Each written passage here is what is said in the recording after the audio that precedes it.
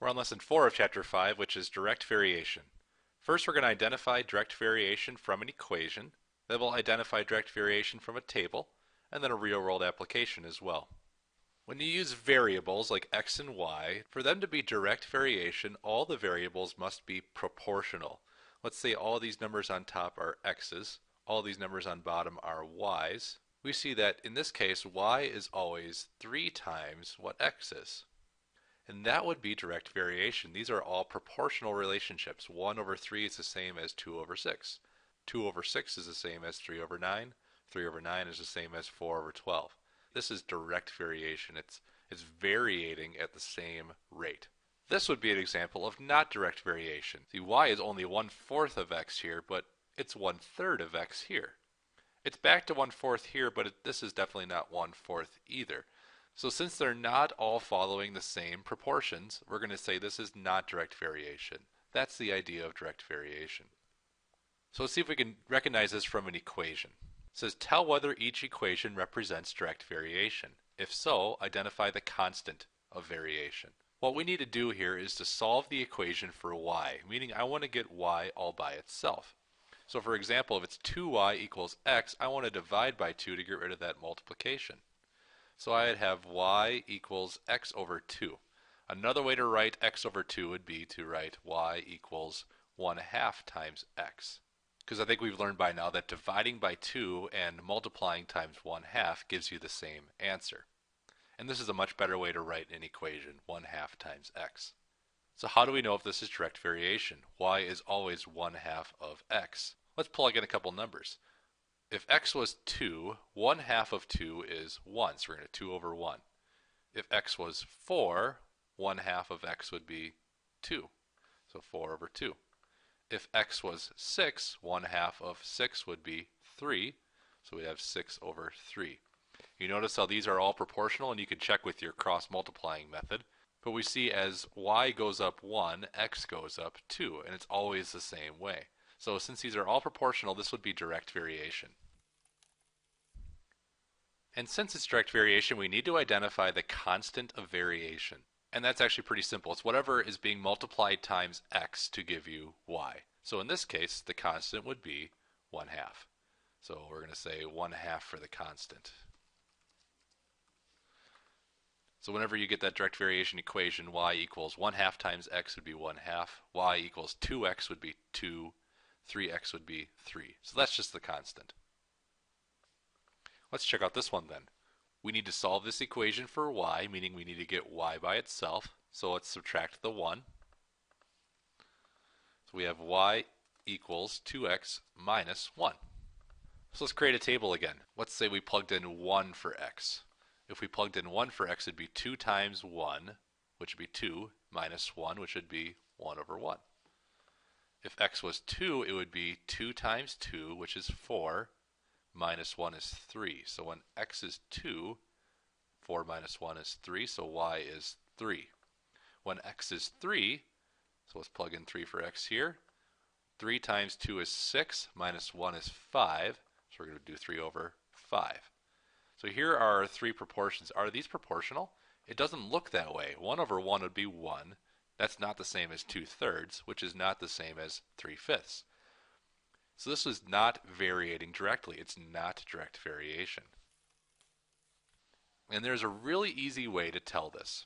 If there is any adding or subtracting in an equation, that would not be direct variation. Notice how this was only 1/2 times x, and this one had 2x minus 1. This is the difference. You can't have the minus 1 or the plus 1 or the plus 5 at the end. So y equals 3x would be direct variation.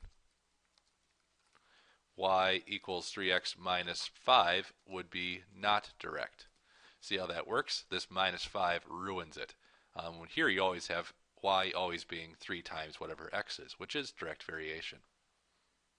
Now we need to solve from tables. So it says tell whether each set of data represents direct variation. If so, identify the constant, like we just did before, of variation, and write a direct variation equation. So we have x is on the top, y is on the bottom. So in that case, I have x as 1, y as 3, x as 2, y as 6. x as 3, y as 9. I'm always noticing that the y is 3 times larger than the x, and there's that pattern that emerges there. So in that case, this is a direct variation because they're all proportional here. 1/3 is the same as 2/6, which is the same as 3/9. So that fits our criteria. If we're going to find the constant, I see that y is always 3 times what x is. So if we're going to write that as an equation, which gives us the constant, y equals 3 times x, or 3x. Remember what the constant is, it's just that number being multiplied times x. So the constant equals 3. And then the equation is just this, y equals 3 times x. We solve the equation for y. Let's check this one then. Constant speed over time, so x over y. We have a 10:3 ratio here, or 10/3. Then we have 20 over 1.5. To me, I know this is not proportional because this is getting bigger while that's getting smaller. I also know that 10/3 is definitely not the same as 30 over 1. So I'm going to say that this is not a direct variation. If you want to check, you can still do the cross multiplying and see if the numbers come out equally. This would be 15 and 60. So no, that would not be equal. So we're going to say not direct variation. And in that case, we don't need to find a constant because there isn't one. There's nothing constant in these proportions. Let's do a real-world application then.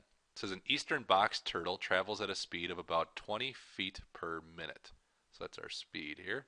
Write a direct variation equation for the distance, which is y. An eastern box turtle travels in x minutes. So then graph the data. So we made the x-axis the minutes, like it said, and we made the distance the y-axis, which is feet. So after we graph, we'll need to ask how long does it take a turtle to travel 140 feet. So we see that since minutes are x, 1 minute would turn into 20 feet. So 1x equals 20y. So when x equals 1, y equals 20. When x is 2, it would be 20 feet per minute, so 20 times 2. So it would be 2 over 40. When x is 3, the turtle would have traveled 60 feet. So 3 minutes turns into 60 feet. 4 minutes would be 80. I think we can catch what's happening here. Y is always 20 times x.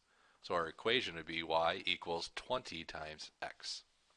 So this is the constant of 20, meaning that after 1 minute it's been 20 feet the turtle has traveled. After 2 minutes it's been 40 feet.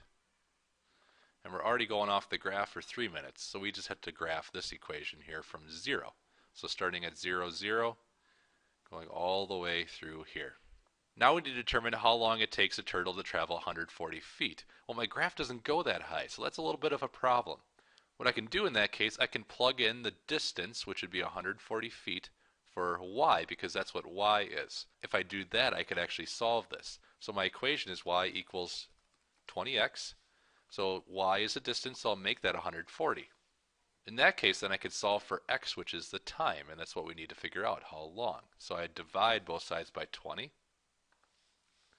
And then 140 divided by 20 would be 7. So 7 equals x, and I know x stands for minutes, so I would say 7 minutes.